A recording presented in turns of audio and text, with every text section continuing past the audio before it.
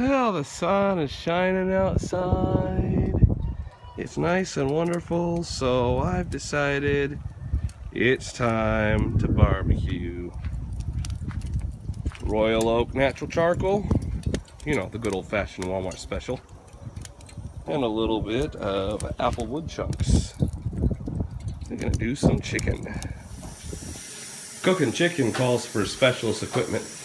You can see that we have that here.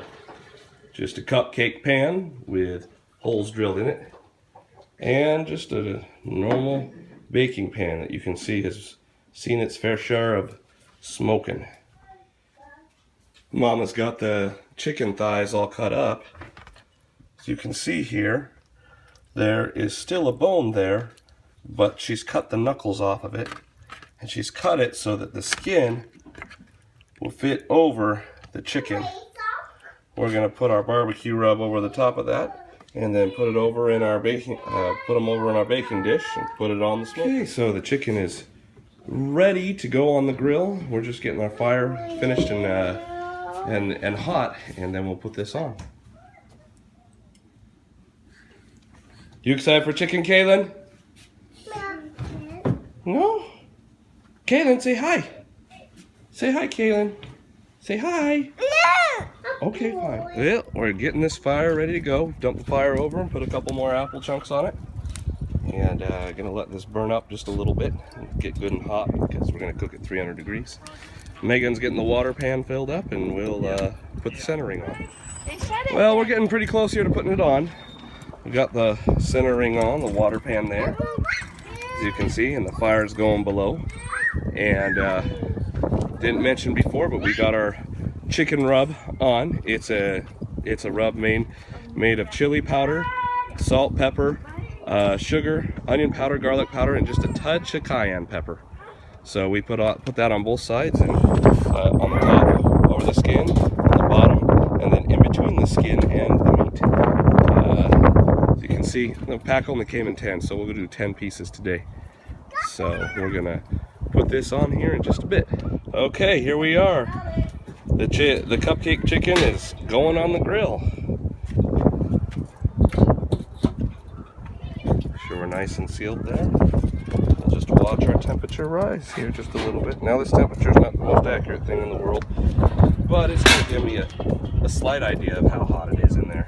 As you can see, she's rising between she's about 175 degrees, and she's just rising. You know, getting closer to literally almost 190, 195, about 200, 205, 210, 215,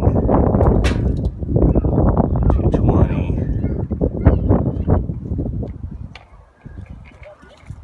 225. Now I've seen this thing, this gauge is typically cold actually. It's actually used a lot harder. I bet you it's about 260, maybe 270 degrees in that chamber right now. I mean, it's just climbing because that smoke is coming up from the bottom. Anyway, we'll get back on this. I'm gonna set my timer for 45 minutes, and then we'll flip that chicken in those pans. All right, we're in here making our basic vinegar sauce. It's part of the sauce that we'll be using for many of our cooks. We use it in both chicken and pork. It's 2 cups of cider vinegar, a cup of ketchup, half a cup of hot sauce, 2 tablespoons of salt and pepper, 1 tablespoon of red pepper flakes, and half a cup of sugar. We're going to go ahead and heat this stuff up. Let all those spices dissolve in there. We're not going to let it boil. We're just going to we're going to heat it up so it becomes fragrant. It smells good. So right before it starts to bubble, we're going to pull it off. I'm going to put it into just basically a jar, and we'll use it in this recipe today for sure. It'll be part of the chicken glaze that we put on. Okay, so it's been about 45 minutes, as you can see on that temperature gauge. It says 275-ish, but that's, actually, like I said, sometimes that's about 25 degrees cold. It's gonna be pretty hot in there. Let's see. I put a little grate thermometer in there. Let's see what that sucker says. Yeah, she's saying it's 300 degrees, right on the money. Take a look at that. That's, of course, the bottom side of the chicken. And what we're going to do now, I'm going to show you. I'm just going to flip one but we're gonna flip it over. Now it's been 45 minutes, so it's time to flip that chicken over. Takes professional equipment, as you can see with my just a pair of tongs, and it gets a pain in the butt. But that's what we're gonna do, is we're gonna try and flip that chicken over. So now the skin side will be doing its thing, and we'll salt and pepper it and cook it for another 30 minutes. Okay, so now we're making our hickory sauce, and this will be part of what we use to make our chicken glaze as well. We've got some leftover vinegar sauce right there, and this will be our hickory sauce. As you can see, we've made it out of onion powder, garlic powder, ketchup, smoked paprika, cider vinegar, Worcestershire sauce, brown sugar, honey, maple syrup, salt, and pepper. Basically, same as with the vinegar sauce. We're just going to heat this up to right before she decides to boil on us a little bit, and then we're going to use a little bit of it to create our chicken glaze. Okay, so this is our chicken glaze. We took that hickory sauce and that vinegar sauce, and we took some ketchup and some more honey and some more maple syrup. We didn't have blackberry preserves, but we typically do, and 1 stick of unsalted butter. And we blended that stuff together for about 3 minutes, and now we're going to heat it up. This is what it looks like right now. I'll show you a picture of what it looks like when it's all heated up and nice. We'll use this as a glaze to go over the top of that chicken. Pull it off the pan and glaze it up and cook it for about another 30 minutes and let it caramelize real nice and sweet. All right, we've pulled the chicken out of the pan, and hi, Megan is gonna film me here. I'm going to go ahead and glaze these puppies up.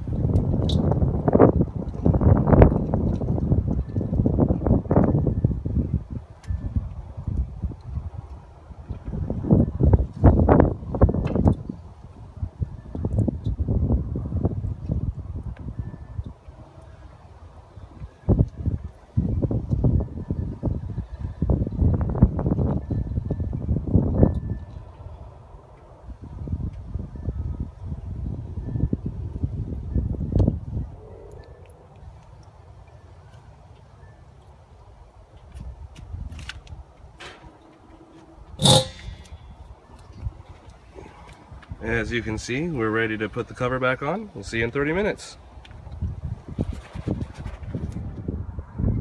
Okay, and it looks like we're done and ready to go. Let's see what we got here. Take a look at that. Yum, yum, yum, yum, yum. And that's it. We're gonna dig into these in just a second, but in the words of every stinking video I've seen on Facebook lately, yum.